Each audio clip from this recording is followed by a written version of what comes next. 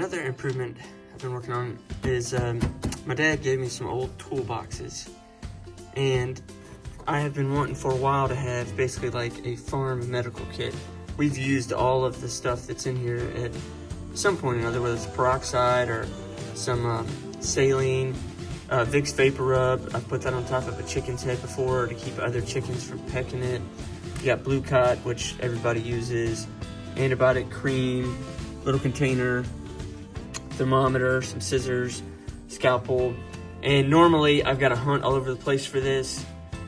If I was fortunate enough to have it in a box or something, it would just be rattling all around. But I used the Kaizen foam to start to build my medical kit, and there's a few other things that I know I want to get in there. So I'm really excited about this improvement. And then when I need something, there's an emergency on the farm, I'm not trying to hunt around and find all this stuff. I just come grab my doctor's kit basically and go to work. I always like to share a little bit of what's going on the farm with you, and today I got kind of something interesting going on. So I had somebody reach out to me as a college student, reach out to me on Instagram and say that they were taking a geology class and that they had done some research and discovered, like, I don't know, 30 or 40 years ago, that somebody up around this area had found some amethyst. And amethyst is I believe it's a semi-precious stone. And so they said, hey, would you be okay if I came up and looked for some amethyst? So I said, come on, and we're gonna take off and see if we can find any amethyst. I'm sure we probably won't find any, but how many people get to say they get to go dig for amethyst on their place? So check out our little adventure.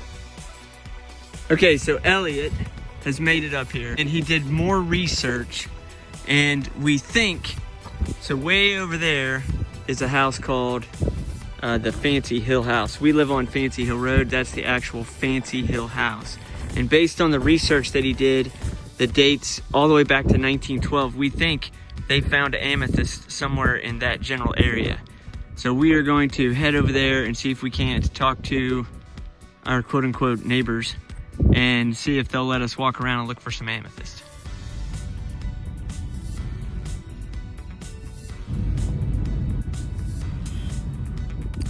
So we made it around to our neighbors. They gave us some good information on the amethyst, kind of a general location, and that combined with the research that Elliot had done, we had a pretty good idea of where to go.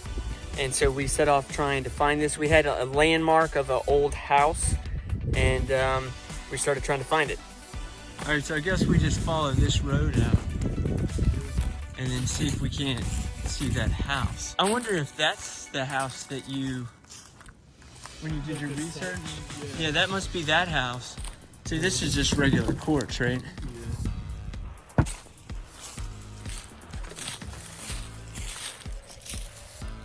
So there's one plot there. And then there's more over here. So let's look at this, 1840 to 1896. Yeah, that's crazy. Oh, really?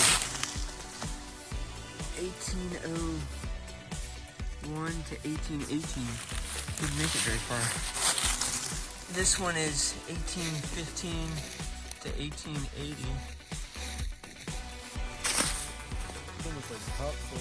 Yeah. Like, do you think that has a point to it? That almost looks like a crystal face right there to me. See that? Yeah. I was just sitting right here. It does look kind of like that, doesn't it? And that's, like, this could be a bleached amethyst that's just been sitting on the top. But it does have a shape to it. That, yeah, that's three faces right there. See how this, like, these small bits of crystal here, like, this has a purplish color to it. See what I'm talking? Like, that could be blue quartz. Oh, yeah. That could be something. Blue quartz in the truck that's very light green color, but I've also seen it navy blue or purple. That's pretty purple in there, yeah. Oh, yeah.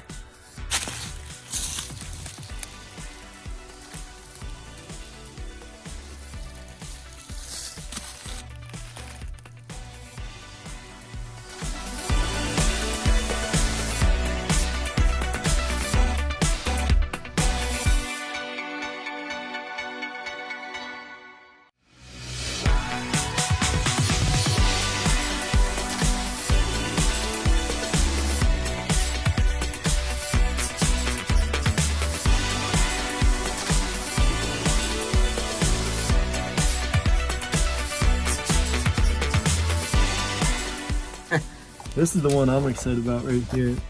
Like, it could be nothing, but it seemed like, yeah, it's just quartz. Oh, bummer. Like, it's a little bit clearer. Let's see. Mudding up the truck again. Yeah, I think I saw that bit of it and I was like, ooh, what's that? That's cool. And then another piece of quartz. But yeah, I mean, we did find some cooler pieces of blue quartz, but I guess that's literally sitting on the ground everywhere out here. But yeah, that's got some dark colors to it too. And you did say, though, that a lot of times the amethyst is around quartz, right? Yeah, I think it's one of the indicator signs, or good sign at least. Yeah, that's the piece that makes me think there's a point to that. Oh, that's that crystal piece. Yeah. Yeah, that is pretty interesting. We did not find any amethyst, but we did find some blue quartz, which I've never seen before, so that was pretty cool. Elliot found that crystal, and we are pretty confident that we are in the right spot to find amethyst. So that was pretty fun. And then I also learned that that is not very far away from our place, so I'm going to definitely keep my eye out for amethyst on the farm. The next improvement I got for you is back in the shop in our forge area, and we had fun with this one, so hope you enjoy it. We completely rearranged the forge. So the forge used to face that window, and my stump or my base and my anvil used to be over there, and then my son's stump and base and anvil used to be closer over here. And one of the things when the forge was facing that direction, me and my son constantly competed for the forge with our pieces that we were working. So the way it's set up now, he works off this side of the forge and I work off this side of the forge, and now we're not struggling over top of each other, so that's been really nice. So I got my base moved around. I added some nails for a new set of tongs that a friend of mine gave me. They're awesome. I'm having a good time using those. I had to remove all my hammers and everything over, so that's been fun. I got that done. And then I've got some other hammers and tools that I've got to figure out what to do with on the stump. Probably eventually work them around. But we've been slowly making improvements to that. But the big one is not having to fight over the forge. And that's a really awesome improvement.